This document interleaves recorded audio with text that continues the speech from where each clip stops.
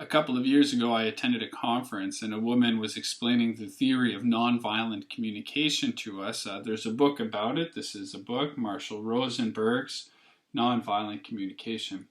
She was very charming, and what she did was talk about how when she was presenting to a group of pastors, it reminded her of when she was a child and she was part of a choir, and the choir director was quite gruff, quite difficult, very demanding. And she said, I know you guys aren't that choir director, but I've had so little experience in churches since then that in my mind, I associate you guys with this. And so I'm feeling a level of anxiety. I'm feeling a level of a desire to do well and to please and to show my value. And a lot of that has to do with this conflict where I'm feeling like you're these music directors. And by talking about that, she really made us all kind of level. She was saying, look, I'm here to present something to you. I'm here to teach you something, but at the same time recognize that I'm an individual with an emotional life as well.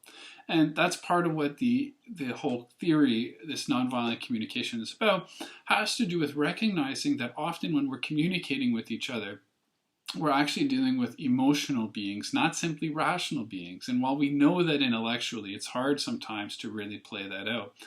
One of the chapters in the book is about recognizing our emotions, and this is where I think I probably struggle the most.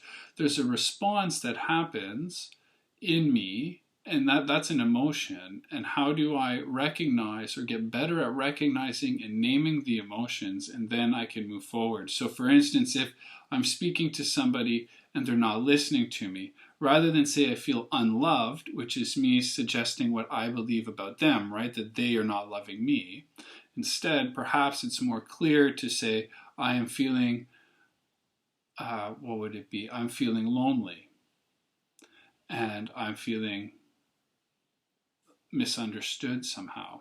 And again, that one's not great because misunderstood is suggesting the level of understanding of the other. You can see how complicated this gets. The idea is to be more in tune with our actual emotions and our well-being in the moment so that we can express our emotions, express objectively. When you look at your phone while I'm talking, it makes me feel lonely. See, and then you can have a conversation about why one looks at their phone, and you could say, I need you to not look at your phone for us to be able to, or for me to be able to really connect with you. And so this is a helpful practice. And it just made me think of a passage in the Bible that I love. It's the foundation of one of the best hymns I know. And it just says this, as the deer pants for the water, so my soul longs for you, O God. And that's a recognition of what's going on inside. There's a panting for water. There's a desire there. There's a longing that's being addressed. And he says, what I need is to have my thirst quenched by being close to you, by being in the presence of you.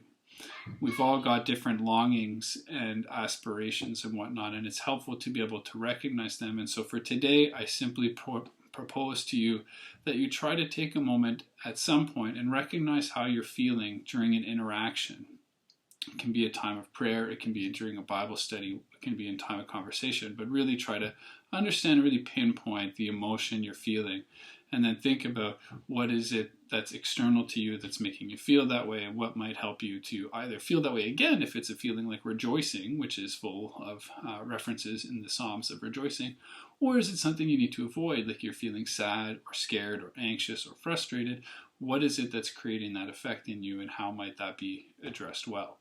And so that's just a little thought to recognize when you're reading in the Psalms or anywhere in the Bible, really, but really there's a lot in the Psalms of emotions and recognizing them themselves and the value of that.